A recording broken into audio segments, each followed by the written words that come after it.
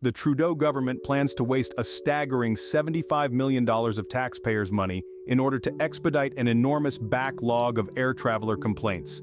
The government recently announced it would allocate the money-resolve passenger complaints in the airline industry. One has to wonder if Ottawa are trying to top the ArriveCAN app scandal. $75 million will not stem the volume of dissatisfied, slighted consumers.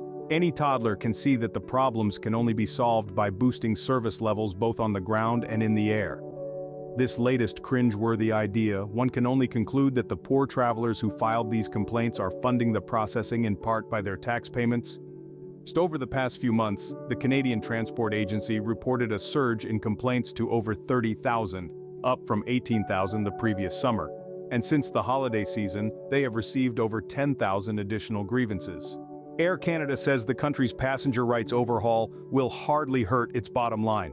Air Canada's Chief Financial Officer John Dibert said the financial impact of the reforms will be incremental. He says the full impact of the updated rights charter will become more apparent in 2024, noting there would be some added pressure. In April of 2023, the federal government announced sweeping reforms to the air passenger protection regulations, with the specifics now being hashed out by Canada's transport regulator. The changes appear to scrap a loophole through which airlines have denied customers compensation for flight delays or cancellations when they were required for safety purposes. The new rules also ratchet up the maximum penalty for airline violations to $250,000 and put the regulatory cost of complaints on carriers. Aviation data company Cirium released its annual report on Tuesday, ranking the most on-time airlines and airports across the world.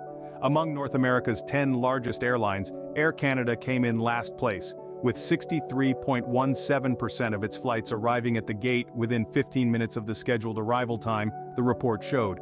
That means more than 138,000 of Air Canada's planes arrived at the gate late by over 15 minutes after the scheduled arrival time. Meanwhile, Calgary-based airline WestJet fared better, coming in 7th place with 69.29% of its planes arriving on time. Air Canada, we are not happy until you're not, a slogan meant as a joke sadly is turning to a fitting credo.